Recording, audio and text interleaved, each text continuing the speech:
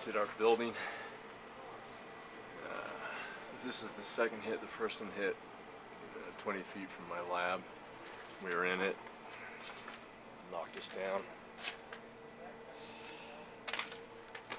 Go inside the living quarters here.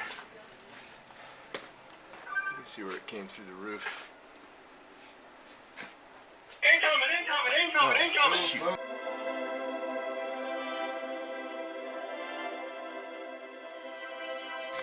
Incoming just hit by my building. I'm up in my bunk. Why is it hitting me over here? I'm just chained back. This is special.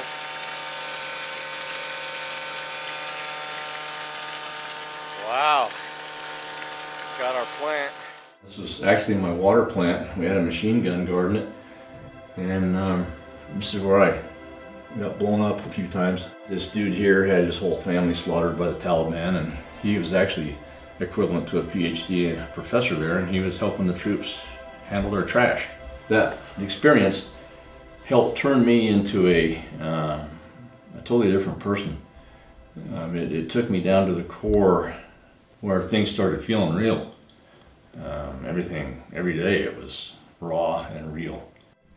Hi, I'm Kirk Bradley, and I'm here to present a life's journey through the quantum nexus is the name of the presentation.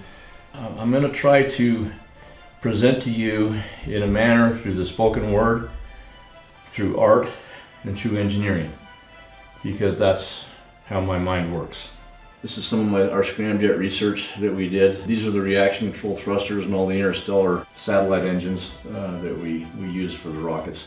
One thing I am proud of and can have bragging rights with, this is a Galileo project. I've actually held something in my hand that has gone into the atmosphere of Jupiter. These are some projects that I've worked on over the years. I started a commercial research and development company, ran it for 14 years, had about 30 scientists, engineers, and fabricators working with us. This is just one of the machines we did just to show you that we had started building this in my backyard. This took Superfund, EPA Superfund water, and in one pass turned it into drinking water, and I drank it. I was directed to show you the stuff that just came out when I was a teenager, and there it is. It's not really refined, and I didn't look really refined then either, but you can see there's a theme that I just came with, and it's the energy and the water. It's always been with me.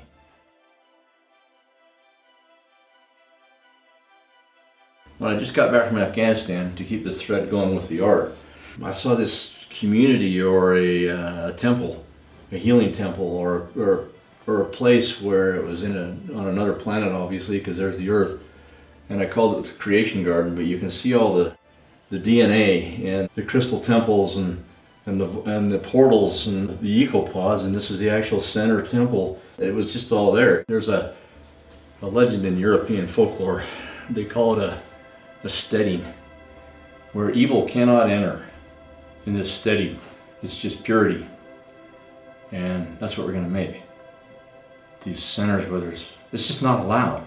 I'm sorry, no evil, and we're going to be able to create that, I feel, through these fields. So we'll have week-long courses where people can actually go in and just heal themselves from the nonsense of life and get downloads and relearn how to restructure their abilities. They'll go around these teaching centers. Each one we'll have all these specialists. Then in the center here, we're going to have healing beds. I'm calling them tachyon chambers, and there's room for a couple hundred people sitting around in there in a circle. And notice it's got the 3-ring moat, and there's all this energy underneath. I don't have the diagram, but it's all reversed underground too. So we're drawing from the earth, we're drawing from the sky, and it's all coming to these points. And that's why I'm using Bogle crystals to do that.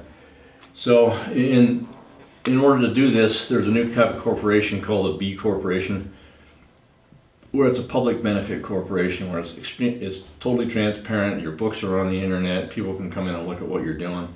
I think this is the way to run this. You can't do it as a non-profit church. It's not a church. you can't do it as a C corporation. It's not a capitalist pig C corporation. It's helping the planet. Yes, we're going to make money, but we have to also, in the bylaws, put back money into society. And so it's going to be really cool. Plus the fact that not only these EcoPod complexes are going to be huge, we're going to put them all over the planet. We have 6 planned right now. But we'll be able to also have those cargo container sized units that will provide just energy and water, basic needs to keep people alive, that we can go drop down. And the energy generation is much different than photovoltaic cells and all the other stuff that's out there. We're not going to be susceptible to electromagnetic pulses. It's handled in a different way. I did have a self-realization that we all have to do this together, and so I'm trying to spearhead a group of really talented individuals to join with us and do what they can to help and put their input in and turn this into a world movement of some sort. But we got to start somewhere.